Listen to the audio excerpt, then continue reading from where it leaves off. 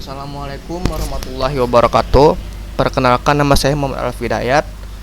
Nomor BP 22101152630025. Di video ini saya akan menjelaskan perhitungan manual metode saya, yaitu Paji Sukamoto yang ada pada bab 4 skripsi saya. Perhitungan ini saya buat untuk membuktikan bahwa logika yang nanti dipakai di sistem itu benar, dengan cara menghitung pakai salah satu contoh data siswa yang bernama Zaskia Alvinda. Datanya ada 8 variabel. Data ini sudah dinormalisasikan, angka-angka ini sudah dinormalisasikan dari angka data mentah sebelumnya.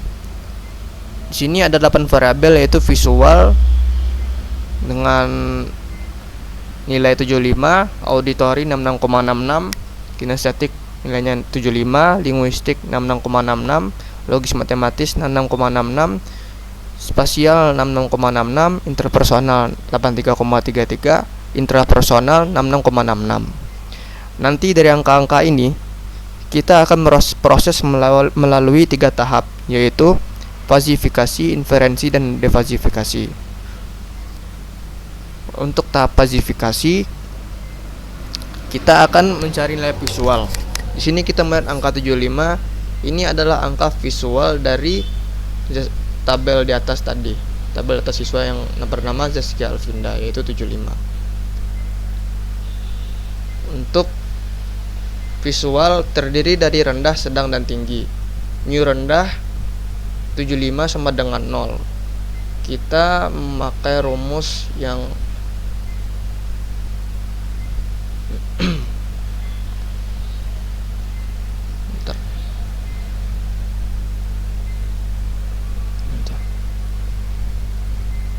di sini. Visual rendah 75. Karena 75 di atas 60, maka kita akan mengambil 0. Hasilnya adalah 0. Untuk mu sedang 75 sama dengan posisinya di tengah-tengah sini 75. Maka kita akan mengambil rumus yang ini. 80 dikurang 75 dibagi 80 dikurang 60, maka hasilnya adalah 0,25. Untuk mu tinggi 75 berada pada tengah-tengah tersebut, maka hasilnya adalah 75 dikurang 60 dibagi 80 dikurang 60, maka hasilnya adalah 0,75.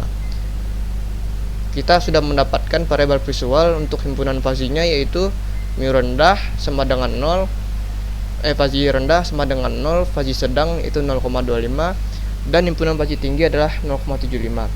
Begitupun untuk variabel lainnya akan sama jalannya seperti variabel visual ini.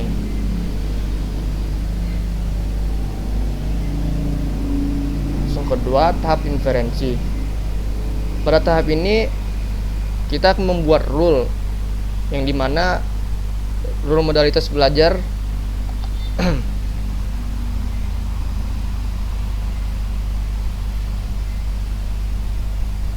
variabelnya mempunyai 3, yaitu visual, auditory, dan kinestetik, yang dimana di setiap variabelnya memiliki kategori rendah, sedang, dan tinggi. Maka kalau dikombinasikan 3 variabel tadi akar pangkat 3 pangkat 3, maka jumlahnya adalah 27 rule. Karena di 27 rule tuh enggak semuanya aktif. Contohnya seperti ini. If visual rendah and auditory rendah and kinestetik rendah, maka hasilnya adalah 0. Maka rule tidak aktif karena alfa predikatnya adalah 0. Ini tidak saya tuliskan untuk rule yang tidak aktif lainnya, karena ini akan terlalu panjang jika saya tulis. Kemudian ini contoh rule aktifnya. If mu visual sedang and mu auditory sedang and mu kinestetik sedang, dan visual cukup dominan, auditory cukup dominan, kinestetik cukup dominan. Nilai alfa 14 predikatnya di sini kita melihat adalah visual sedang. Kita lihat lagi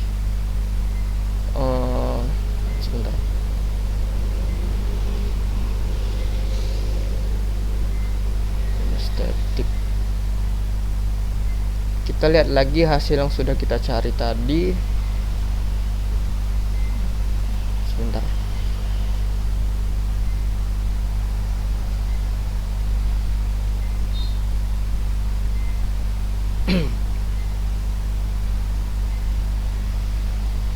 Sini. Visual sedang yaitu 0,25, maka kita akan masukkan 0,25 di sini. Auditory sedang 0,6667 kita masukkan di sini. Kinestetik sedang 0,25. Kinestetik sedang 0,25, maka kita akan masukkan di sini. Karena di sini n, maka kita akan mencari nilai min. Nilai min di antara ketiga ini adalah 0,25. Maka nilai alfa 14 predikatnya adalah 0,25. Untuk mencari nilai Z14 untuk visualnya, kita menggunakan rumus ini. Ini kita lihat visual cukup dominan, auditory cukup dominan, kinestetik cukup dominan. Karena visual sedang, maka visual cukup dominan. Seperti ini. Cukup dominan. Maka kita akan memakai rumus yang ini. Z14 visual ini rumusnya pindah ruas atau inverse. Maka 40 dikurang 10 dikali alfa 14 yaitu 0,25 ditambah 10 sama dengan 40 dikurang 10 sama dengan 30 dikali alfa 14 tadi 0,25 ditambah 10. Ini kita kalikan, maka hasil 7,5 ditambah 10 17,5. Ini berlaku untuk nilai Z seterusnya. Ini sama cara jalannya.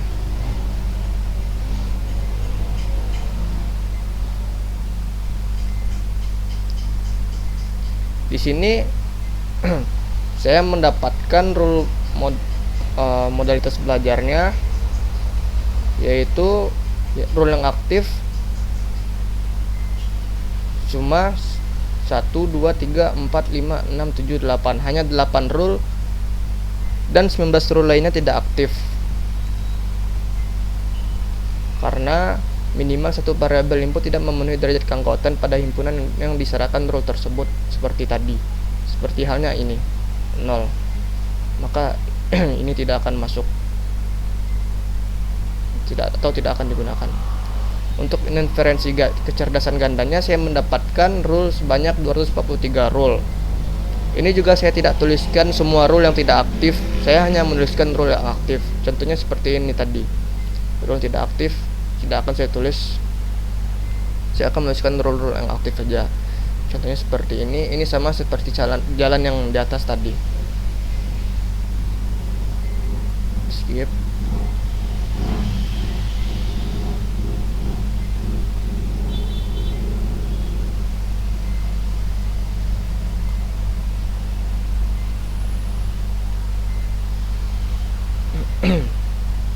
Nah, dari 243 rule tadi hanya terdapat 16 rule yang aktif, yaitu 125, 126, rule 134 dan seterusnya. Sebanyak 227 rule lainnya tidak aktif dengan alasan yang sama seperti dijelaskan sebelumnya. Pada tahap terakhir yaitu defasifikasi. Di sini kita melihat defasifikasi modalitas belajar dominan. Hasil defasifikasi dari ke-8 rule adalah seperti seperti ini. Ini adalah nilai alfa dikali nilai Z. Semuanya dijumlahkan terus dibagikan dengan nilai Z. Maka hasilnya akan keluar seperti ini.